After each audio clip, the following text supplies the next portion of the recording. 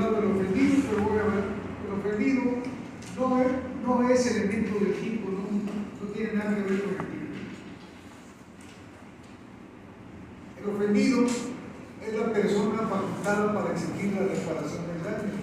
Esto ya se enseña en Derecho Procesal Penal, a conocer por el octavo, noveno, por allá, les dará hablar del ofendido dentro del procedimiento penal. Pero de una vez les doy un norte, ¿no?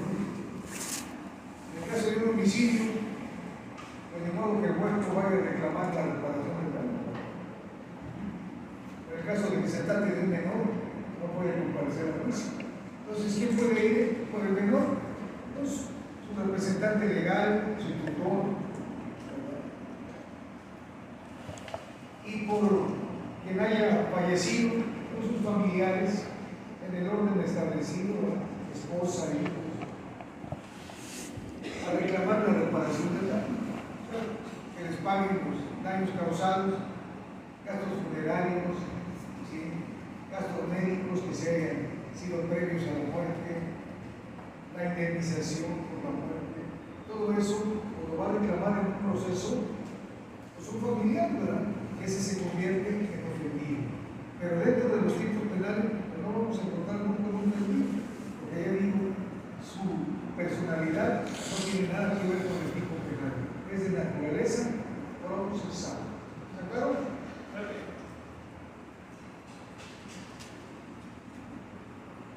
Cuando hablamos, dije yo que el tipo penal se parecía a una oración gramatical, pero las oraciones gramaticales tenían sujeto, verbo y complemento. Pero dije, no vayan a luego a andar confundiendo y decir que un tipo es una oración gramatical, para nada. Estoy haciendo simplemente una analogía, que se parece, no que es.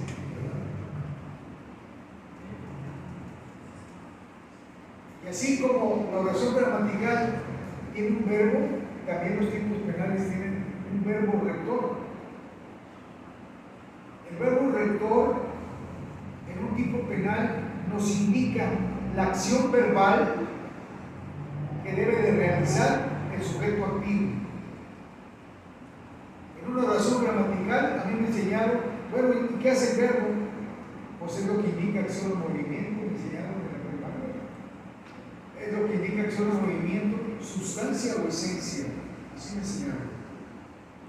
Hasta la fecha, no sé qué quiso decir mi maestra de primaria con sustancia o esencia, pero pues así me lo aprendí, porque así me lo enseñaron. Pero sí es cierto que el verbo indica acción o movimiento. Y el verbo rector en el tipo penal pues indica la acción o el movimiento que debe de realizar el sujeto activo. Y en todo tipo penal hay un verbo rector, hay que encontrarlo para saber qué es la actividad que tiene que realizar el sujeto activo. Vayamos al caballito de batalla que hemos estado agarrando. Homicidio. Si ya se lo saben, díganmelo, si no, artículo 329. Comete delito de homicidio el que priva de la vida a otro. ¿Cuál sería el verbo rector? Verbo rector.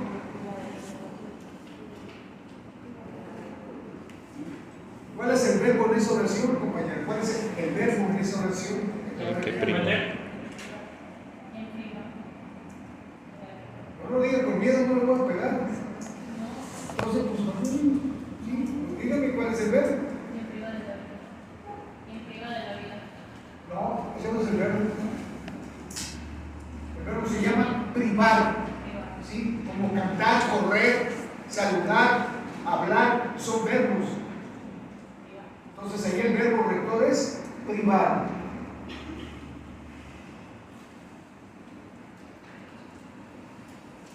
Entonces, en un asunto de homicidio, ¿qué es lo que tiene que probar el Ministerio Público. Este sujeto, ¿sí?, realizó la acción de privar de la vida a otro. ¿Y en qué consistió esa acción? Bueno, que le disparó, o que lo apuñaló, o que lo palió, o que lo pateó. Va a tener que decir la acción. Y porque lo pateó, y porque le disparó, y porque eso fue el motivo que lo privó de la vida. Tiene que probar que el verbo rector. Por eso es la parte más importante del tipo penal, es la parte más importante. Por eso algunos autores le llaman núcleo del tipo. ¿Por qué crees que le llaman núcleo del tipo? Es el principal parte de la situación, es lo que causa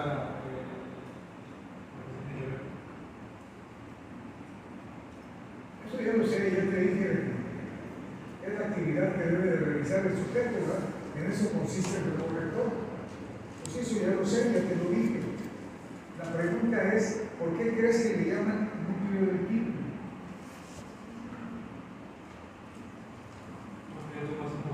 Si ya sabemos que es el verbo rector, ¿por qué alguno le dio por decir núcleo del tipo?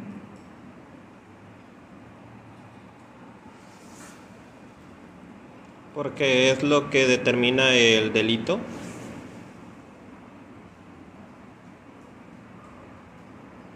Pues no, lo que hicieron ellos es también una analogía. ¿Cuáles son las partes de una célula? Pues entre ellos se encuentran por lógica del núcleo, era lo que iba a decir, que era el centro, por ello lo llamaban núcleo. Te estoy preguntando cuáles son las partes de una célula. Se encuentra el propio núcleo,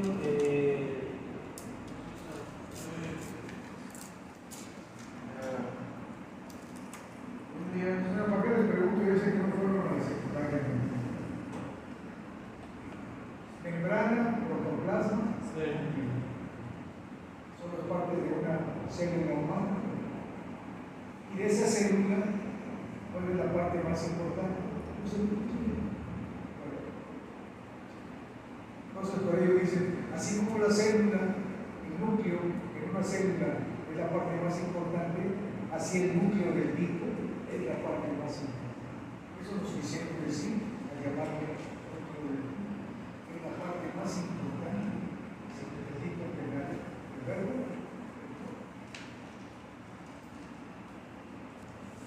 Un huevo es una célula, tiene su membrana de que está recubierta, ¿sí?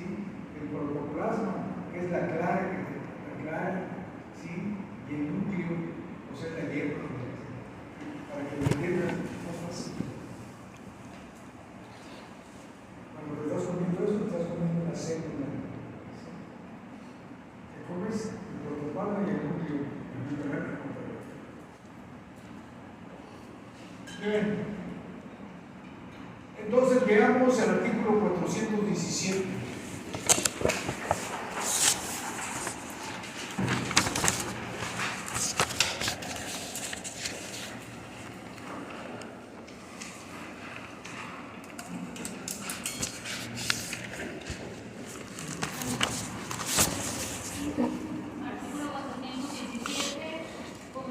Delito de fraude que engaña a alguien o accidentes productos en que éste se halla Ilícitamente una cosa o la alcance establecimiento o un grupo híbrido.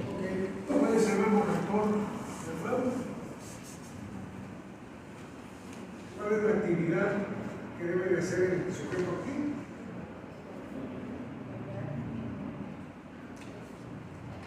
Engañando.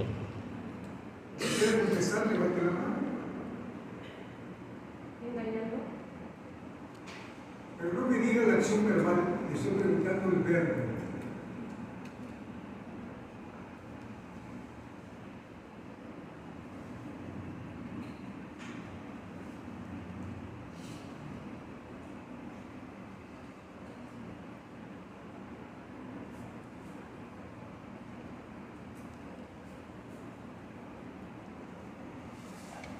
Fraude. Ese es el nombre del tipo penal, no es el verbo rector.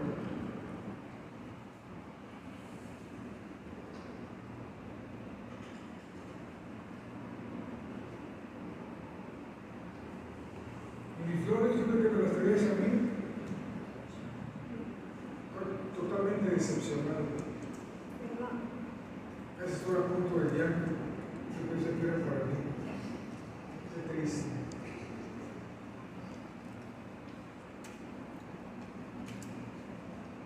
¿Todavía nadie me puede decir cuál es ahí? Engañar. ¡Levante la mano! Engañar. Engañar. Engañar. Pero tiene otro verbo. Aprovechar. Aprovechar. Tienen dos verbos rectores ahí. Dos actividades puede realizar el sujeto activo: engañar o aprovechar. Engañar a otro o aprovechándose de verdad. Son dos verbos rectores. Cuando yo digo el verbo, son cosas que ustedes deben de saber. Lo que pasa es que esto batalla mucho para que aprendan, porque la mayoría de las cosas pues las ignoran en verdad, porque no las aprendieron bien, o no las guardaron en su mente cuando fueron a la escuela. Yo digo, conjuga el verbo cantar. Ese es el verbo, cantar. ¿Sí? Presente de indicativo. Yo canto, tú cantas, él canta. ¿Sí? Ellos cantan, nosotros cantamos. Pretérito, yo canté, tú cantaste, él cantó. Futuro, yo cantaré, tú cantarás. ¿Sí? Con pretérito, yo cantaba, tú cantabas. Pospretérito, yo cantaría, tú cantarías. Ante presente, tiempos compuestos, yo he cantado, tú has cantado, él ha cantado. Eso es conjugar ya el verbo. Cuando yo pida, no estoy pidiendo que me digan la acción verbal, en qué tiempo está. Yo les estoy pidiendo el verbo. El verbo es cantar, llorar, reír, saltar, brincar, llorar. Esos son los verbos. Ya la conjugación, no le estoy pidiendo conjugaciones. No le estoy diciendo engañando, no le estoy pidiendo eso. Le estoy pidiendo el verbo. Y el verbo es engañar.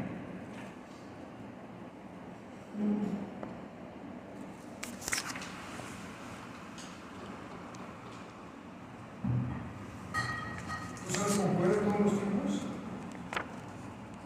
¿No? ¿Por qué no lo conjugar? ¿Y yo? ¿Lo vas a necesitar el ejercicio para ser abogado? Hay que saber gramática. Si no sabes gramática, te vas a ir a la cuenta y te vas a quedar en la calle. Hay que aprender gramática.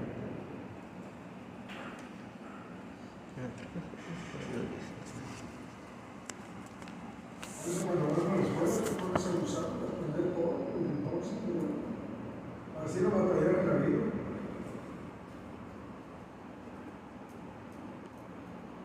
¿Cómo te llamas tú? Nicole. Nicole. Muy bien, Nicole. Aquí hay puro francés en este salón. Marianne de Juliet y ahora Nicole. A ver, Nicole, adverbio de lugar. No sé, no me acuerdo. ¿No? Aquí, ahí, allá, acullá, cerca, lejos, dónde, a dónde, enfrente, arriba, abajo, detrás, junto, aquel y allá. Son todos los adverbios de lugar que existen en la lengua española. ¿Sabes qué es allende? ¿Qué significa ese adverbio de lugar? Allende, más allá del mar. ¿Y sabes qué significa agente? No, la verdad no sabía que. Significa más allá de la tierra. ¿No sabes qué? No sabía que había estos. Que había adverbio de lugar. Ah, no, o sea, sí que había Pero adverbio de los lugar. usas sin saberlo, ¿verdad? Es que está muy lejos, es un adverbio de lugar. Está diciendo que una cosa está retirada, ¿verdad? Está cerca, quiere decir que está próxima. ¿Verdad? Usamos proposiciones a la hora. ¿Cuáles son? Debajo cabe contra ley de ese. Así nos ponían las presentar los maestros a la según sí son letras. Son todas las proposiciones que existen en el idioma español. El maestro con una vara. Y nos daba una si contestábamos una. Y nadie lloraba, nadie se quejaba, ni los padres reclamaban. Oye, ¿por qué traes ese balazo ahí? Bueno, lo dio el maestro. Está bueno, algo harías.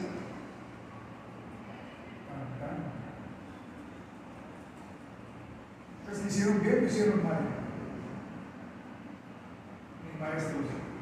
Bien porque aprendió. ¿Eh? Bien porque aprendió. Sí, aprendí. Yo, no nada más yo, todos los de mi generación, todos aprendimos. Ya que estaba distraído, mira como que, ¿sí? Mira, me han pegado, ni sabes todo. ¿Sabes qué hacía el maestro? Con el borrador se lo aventaba. Y varias veces los descargaba. ¿Y crees que había alguna queja o algo? Casi siempre en el salón no me descargaba.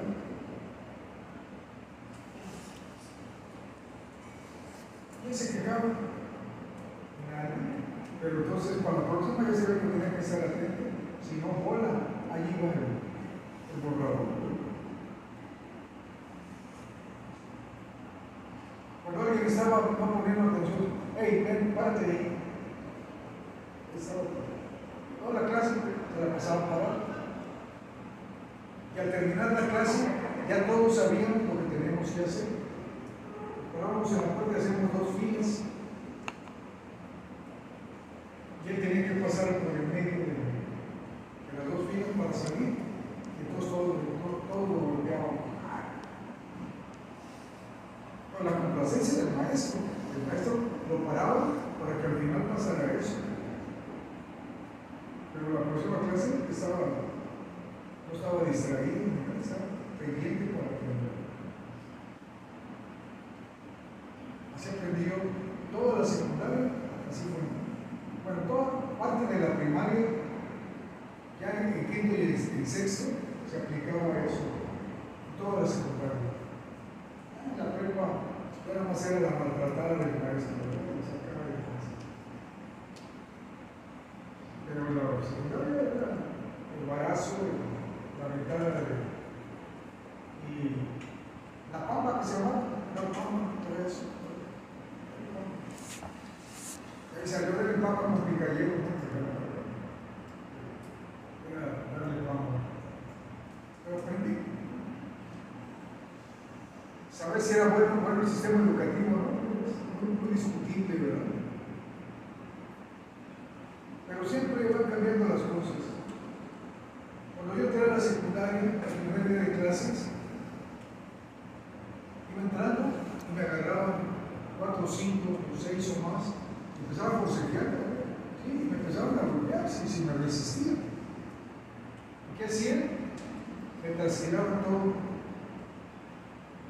A todo el que entraba primero secundario, me trasquilaban. Y entonces teníamos que ir y pelarnos a poco a navaja. Y todos los de primer año de secundaria, en mi generación, todos andaban peludos, los de primer año. Bueno, su esperanza es que iban a pasar a segundo, y entonces ellos iban a hacer a los de primero, a los que iban a entrar. Entonces era una tradición. Pero un día, un chamaco se volvió de más y le lesionaron la oreja. Y empezó una mamá, y decía, claro, mi niñito, pobrecito de mi bebito, y fue y se fue. Ya, lo quitaron eso, ¿no? Ya todos tenían que estar vigilando que ningún niño le trasquilara. Sí. Porque empezaron las mamás a llevar a los niños de secundaria a la escuela. A mí cuando diablos me llevaron mi papá, ni a los de ninguno. Uno se inscribía solo y uno decía, pues papá ni en cuenta iban a la secundaria, ¿verdad? Pero empezaron así los metiches papás, ¿verdad?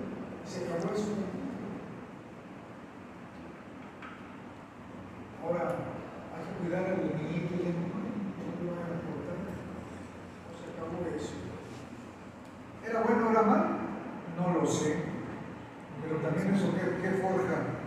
Carácter. El carácter. Pero tengo una duda, profesor. Forja el carácter, claro que también eso forja el carácter. No andar por bien y meter bajo los padres del mundo. Ella no me va a defender en todos los casos de la vida, ¿verdad? Deja de defenderme solo.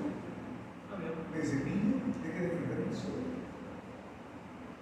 Ahora tenemos uno de esos que fue educado así. ¿Cómo va a defender a otro en un proceso? Va a ser abogado si no se puede defender de sí mismo. Pues ahorita que se vaya, ¿verdad? Bien. Entonces ese es el núcleo del tipo. Siempre tenemos que encontrar, al leer el tipo penal, encontrar el verbo rector, porque es la parte más importante. Tenemos que encontrarlo. Veamos el artículo 192. Ya no te metas en esa higiénica. ¿Quién es otro? ¿Quién le copió a quién?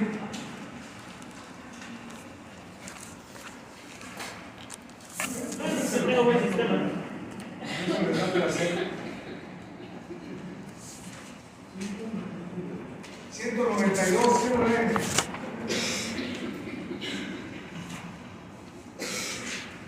Más hombre de Chile.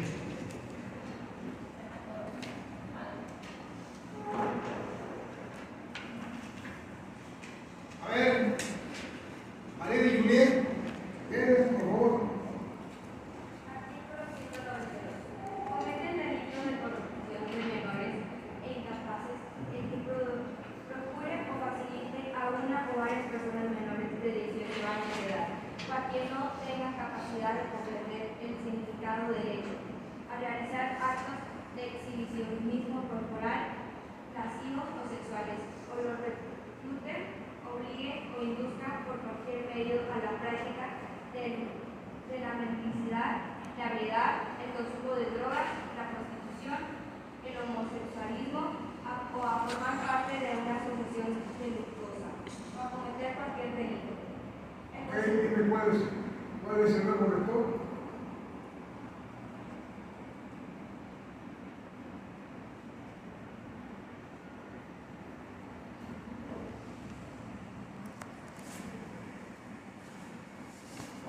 Procure o facilite. Esos son los verbos rectores. Procurar o facilitar. ¿Qué es lo que tiene que procurar o facilitar? Bueno, que un menor realice esas actividades a que se refiere aquí. Pero el verbo rector es procurar o facilitar. Veamos el artículo 414 que dice.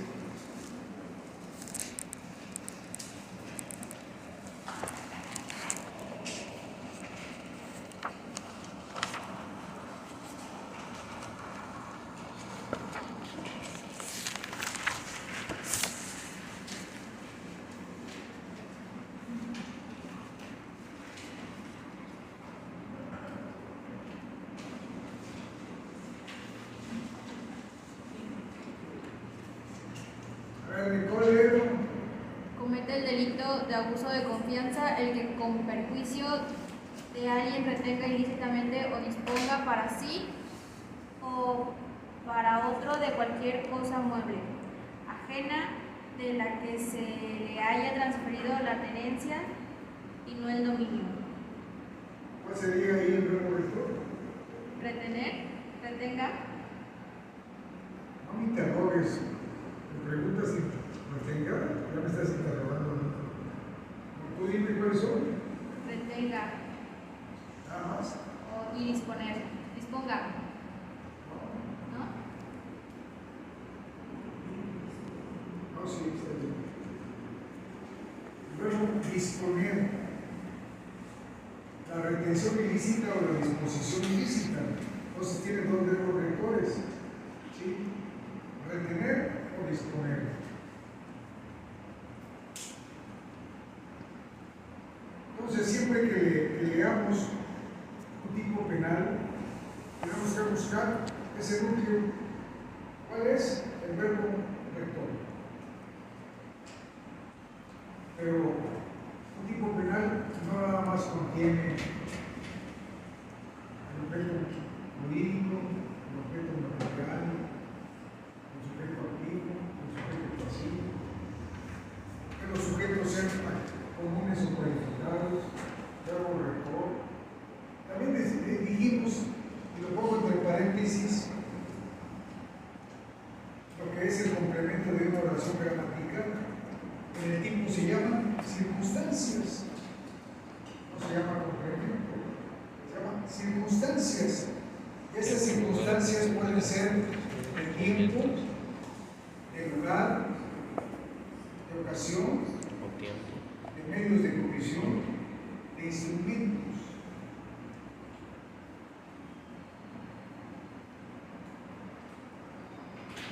¿Y a qué se refiere con medios de comisión? Cuando lleguemos a eso te lo voy a decir. Primero tengo que empezar con tiempo y lugar, ¿sí? Y así vamos por orden, ¿sí?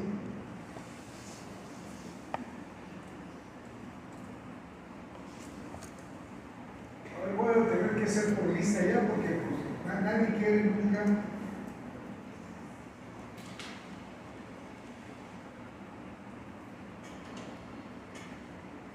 Ahora castellanos. ¿Dónde están? Lee el artículo 313.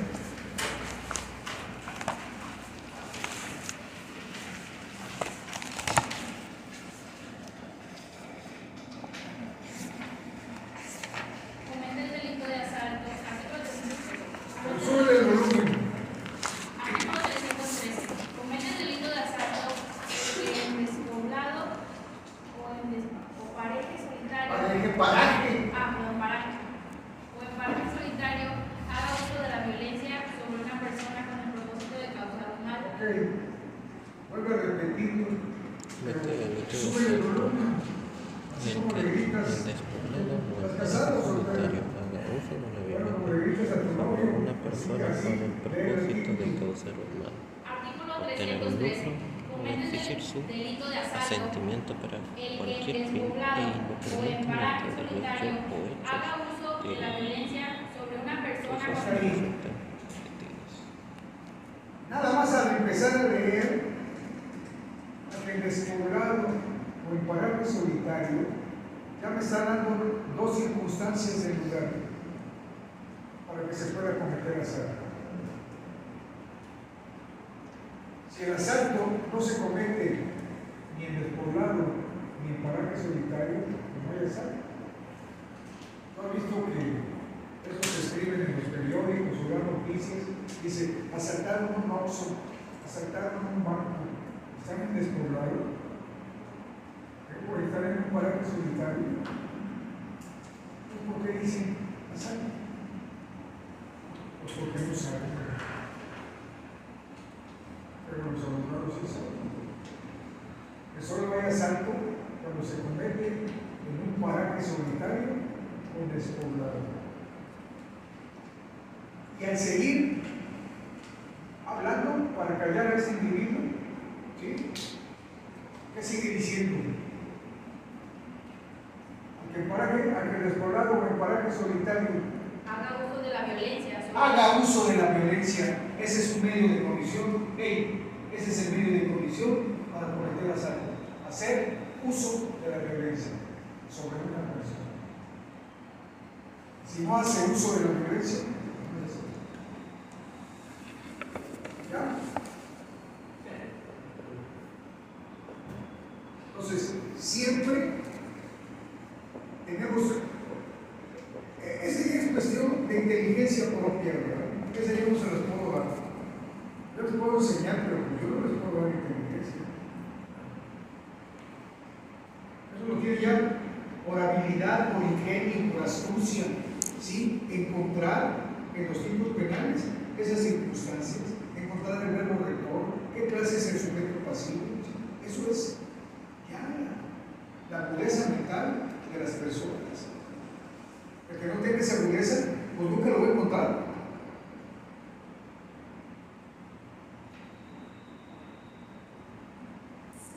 ¿Qué más adelante dice ese artículo?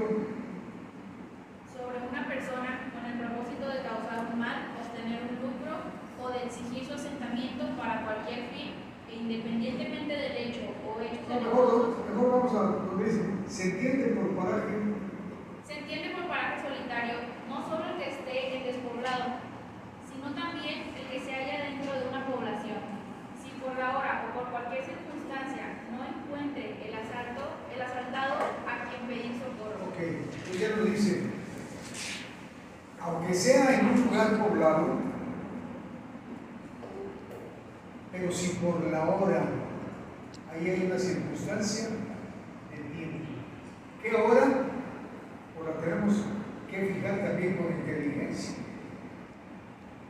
Si por la hora el asaltado no tiene que pedir auxilio, aun aunque sea dentro de la ciudad, que no es despoblado, dentro de los límites de la ciudad, si por la hora o el lugar, nos vuelve a señalar una circunstancia del lugar, el asaltado no encuentra a quien pedir auxilio. Bien, vamos a suponer que aquí en la entrada al campo universitario, en el paso del nivel que sale a la entrada, la parte de abajo, el puente, la parte de abajo, en la avenida Universidad, a las 3 de la mañana detienen el carro de una persona para robarlo. ¿Se considerará que es asalto?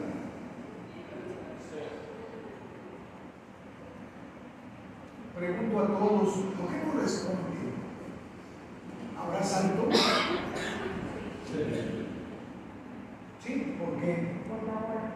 Por la hora, ¿verdad? Ahí a las 3 de la mañana, ¿quién le pide auxilio? ¿Verdad? Entonces ya vemos que ese tipo tiene circunstancias de tiempo y de lugar. Tenemos que precisarlo a su lado, porque si le digo a las 12 del día, pues no, ¿verdad? Entonces, si por la hora, entonces ya sabemos que asalto siempre va a haber en despoblado o paraje solitario. La carretera Tampico-Amante, ahí donde ya no hay nadie, hay puro monte ahí, va en el carro y pues hay un asalto, ¿verdad? Aunque sean las 12 del día. Ya es ahí un paraje solitario despoblado. O usted anda a las 5 de la mañana corriendo en la orilla de la playa y alguien la detiene y a quién le pide y dice ahora auxilio. Y no es un despoblado, ¿verdad? Es el lugar y la hora. Entonces a veces los tipos introducen eso, introducen circunstancias del lugar. El delito no se puede cometer en otro lado si no es en ese lugar. Si no se comete el asalto, digamos, como siguiendo lo que dicen los de los periódicos, y detuvieron a una persona porque robó un Oxxo y dijeron que lo asaltó, o yo como abogado creo que no hay asalto. No me juzgue asalto y robo, nada más hay robo, pero quítale el asalto.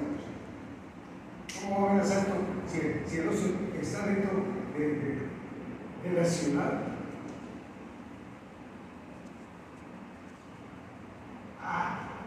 Pero si a ese Oxxo lo asaltan a las 3 de la mañana o a las 4 de la mañana, bueno, a lo mejor ahí un cajero a esa hora ya no tiene a quién pedir auxilio. Entonces sí podemos decir que hay asalto. Eso no podemos decir de los bancos, ¿verdad? No van a asaltar un banco, no va a haber personal en un banco, ¿sí? A las 3, 4 de la mañana. Ahí en la avenida Hidalgo están un montón de bancos, ¿no? Asaltaron un banco en la avenida Hidalgo. No, ¿verdad? No puede haber asalto. Ya el artículo nos dice el despoblado o el paraje solitario. Luego lo dice, bueno, ok, dentro de la ciudad, si por la hora y el lugar, si no se da ni esa hora ni ese lugar, pues tampoco habrá asalto. ¿Lo entendimos? Sí. Se dice sí. Claro, Entonces, conmigo no sé cómo te comportes con todos los demás maestros y si todos los demás maestros te soportan. Yo no te voy a soportar. ¿Sí? ¿Qué?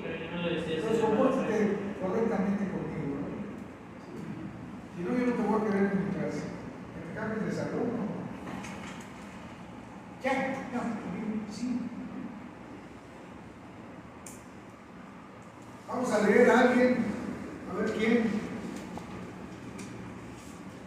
A ver, Aranza Azul, ¿dónde está? Órale, léeme el artículo 310. Comete el delito de allanamiento de morada el que, sin estar en los supuestos que la ley lo permita,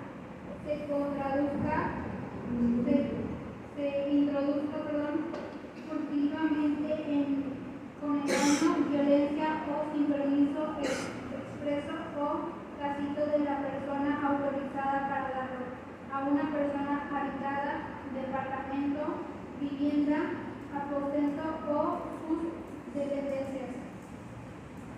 ¿Dónde están las circunstancias de ley?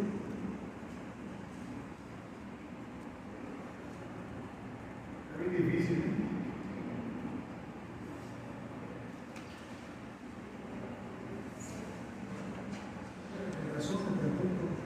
Aranza. ¿Dónde están las circunstancias del lugar, Aranza? Habitada, departamento, vivienda, aposento o sus dependencias. Ahí están las circunstancias del lugar. ¿Por qué no siento miedo? No, ¿cómo no?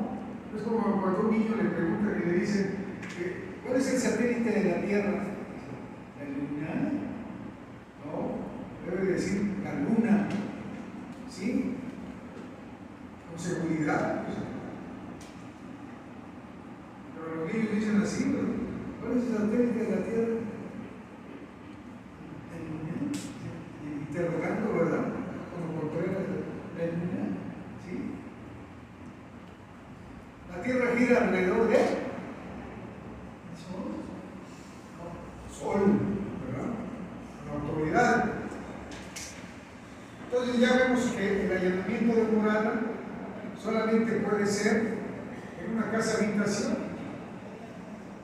aposento, departamento, vivienda o sus dependencias, pero no en otro lugar. Si alguien se mete aquí en la noche a este salón, ¿habrá allanamiento de morada? Aranza, no, ¿verdad? O se mete a un despacho médico, a un despacho, a un negocio, a un súper, ¿habrá allanamiento de morada? No, ¿verdad? Solamente existirá cuando sea en una casa destinada a la habitación, un aposento, un departamento o sus dependencias. Pero si se mete al garaje de una casa, ¿habrá allanamiento de morada?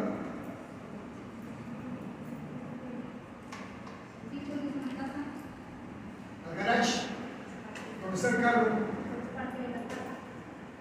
es dependencia. ¿Sí? Claro que habrá, porque es una dependencia. Y si se brinca el jardín, un ratero, pues también hay allanamiento de morada, porque es una dependencia de la casa. Se agarra ahí donde está el tendedero, ¿verdad? Y se lleva tu tenis Nike que acabamos de lavar, ¿verdad?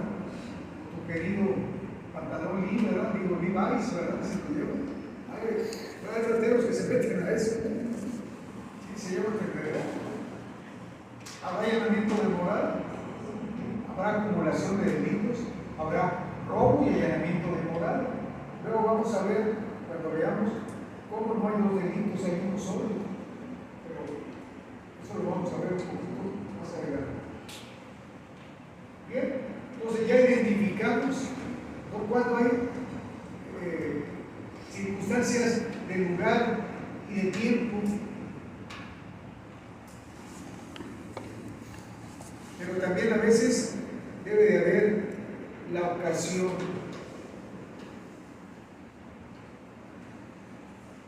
Ya dije un medio de comisión, ¿verdad? Que ejerce violencia sobre una persona. Si vemos el artículo 273, violación,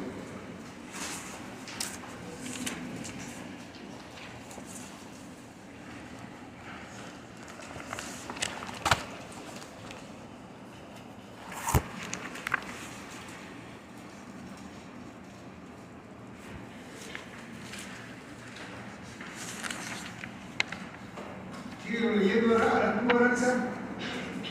Artículo 273. Comete delito de violación el que por medio de la violencia física o moral tenga cópula con una persona sin la voluntad de esta, o sea, cual fuera su sexo.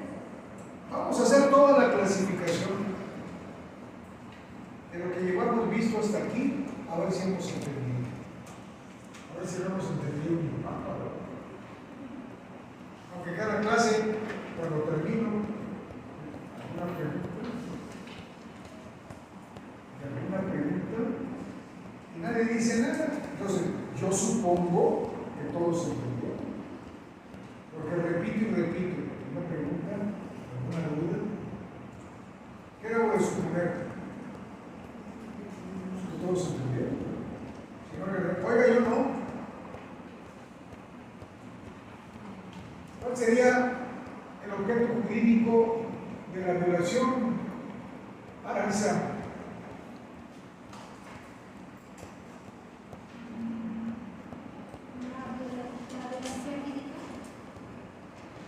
El objeto jurídico.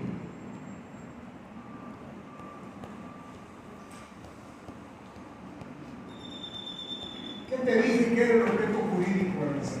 Te lo hice repetir varias veces, pero no pones atención. Andas pensando, ¿qué le vas a regalar a tu novio o qué te va a regalar tu novio a ti, verdad? No tienes novio. Entonces, yo tantito, pues, como no tienes novio, pues entonces querés de estudiar más, ¿verdad? No pierdes tiempo. Hasta pierden tiempo, pues, pero tú no pierdes. Te dije que el objeto jurídico, ¿qué era? El bien jurídico tutelado. Te dije, cuando yo diga objeto jurídico, es el bien jurídico tutelado. Y cuando yo diga bien jurídico tutelado, me refiero a qué? Al objeto jurídico. ¿Cuántas veces repetimos eso? Vamos a repetirlo otra vez como niños chiquitos, pero hablando todos en voz alta, todos. ¿Sí? Vamos a, como si estuviéramos en la primaria para ver si así se nos pega. ¿Sí? Objeto material. Objeto material. Bien jurídico tutelado. Bien jurídico tutelado. Bien jurídico tutelado, objeto material. ¿No oigo? Bien jurídico tutelado, objeto material. Si no quieren repetir, pues harían así, que se quede. Quiero que aprenda, que no quiero aprender. Out. Entonces, ¿cuál es el objeto jurídico de la violación? ¿Cuál es el bien jurídico tutelado? Cuando digo objeto jurídico, ¿a qué me refiero? ¿Cuál es el bien jurídico tutelado de la violación? No oigo, Aranza, grítame, pues soy sordo. ¿No? La voluntad. ¿Cómo va a ser la persona el bien jurídico tutelado? Aranza. La voluntad. ¿No? El interior de la persona. ¿Vale? El interior. No. La libertad sexual. ¿Por qué la libertad sexual, Aranza? Te voy a explicar por qué.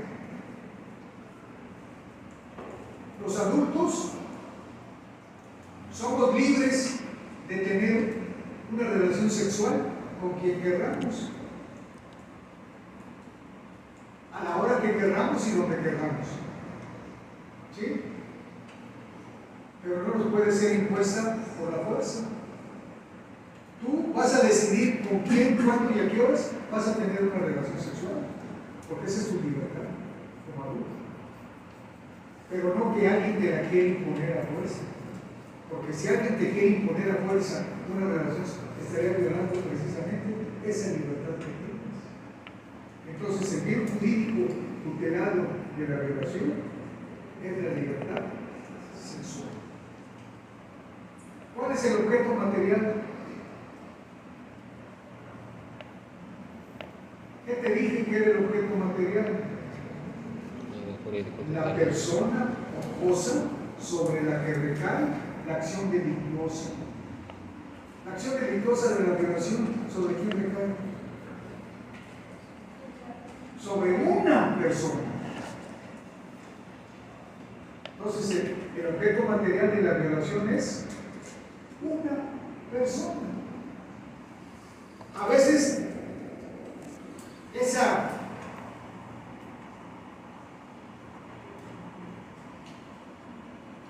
acción delictuosa no recae sobre una persona, recae sobre una cosa.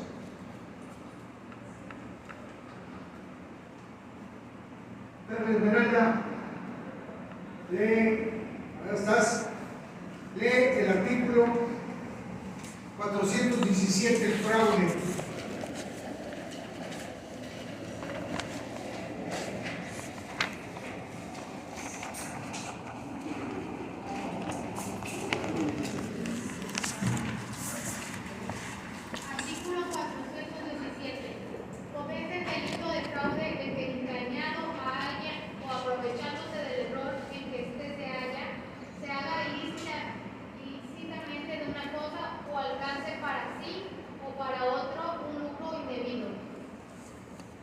¿Sobre quién recae la acción delictuosa?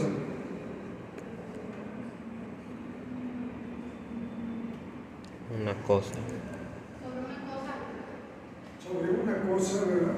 No sobre una persona. Por eso, a veces el objeto material recae sobre una persona o sobre una cosa. Al leer, yo me doy cuenta sobre quién recae. Tengo que darme cuenta.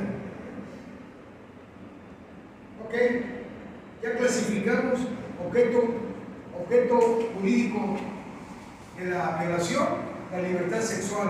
Objeto material, la persona. Sujeto activo, ¿qué clase de sujeto activo pide la violación?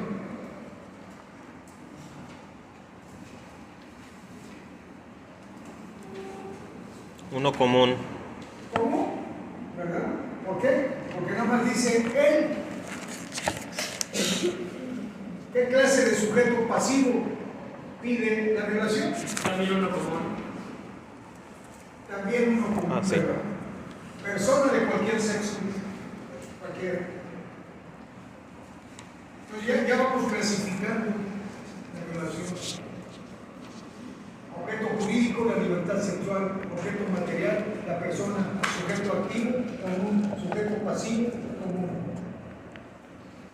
Verbo rector.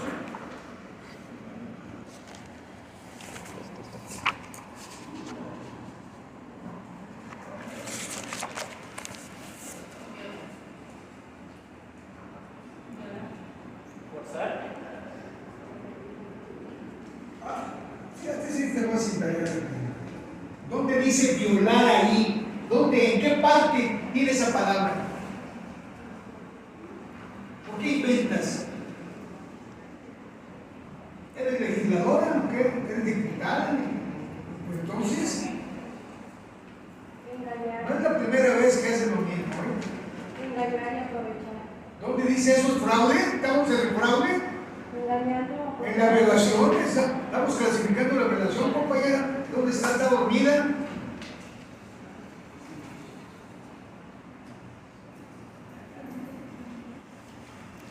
¿Tú querías Constantino y decir cuál es el verbo rector? Pero ese es el de abuso. Estamos hablando de la violación. ¿Qué estamos clasificando? Ejecutar es el derecho. Hombre, ¿cómo va a ser ese verbo rector, hombre?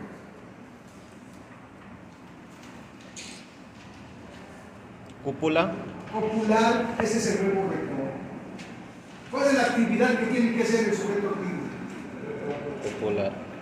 Copular. Ahora sí, a lo que yo quería llegar. Vamos a las circunstancias. ¿Nos dice a qué hora se debe de hacer la violación? No. No. ¿Nos dice en qué lugar? No. ¿Nos dice en qué ocasión se debe de violar? ¿Nos dice los medios de comisión? Sí. Sí.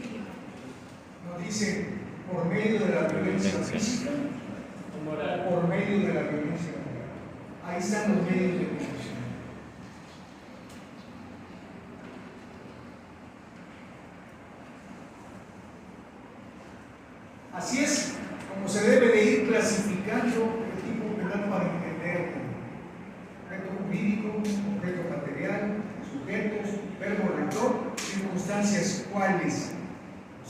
violación no hay de tiempo, ni de lugar, ni de ocasión, pero sí hay medios de comisión, al que por medio de la violencia física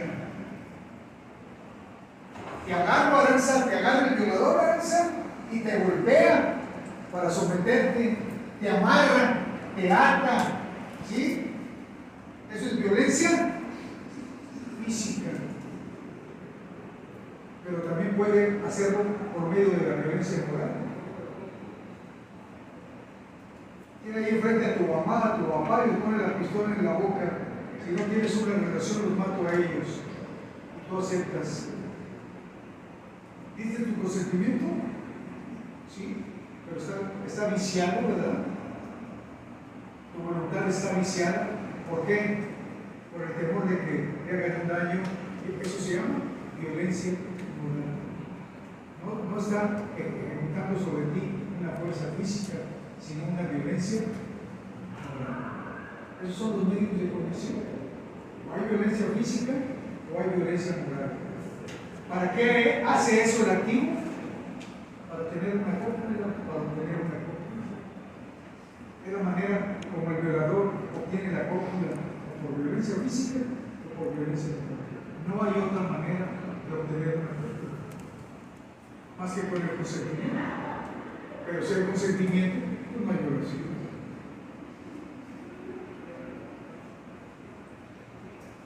¿Ya entendimos qué es lo que quiero que aprendan? Bueno, vamos a ver si es cierto la próxima clase, ya me voy.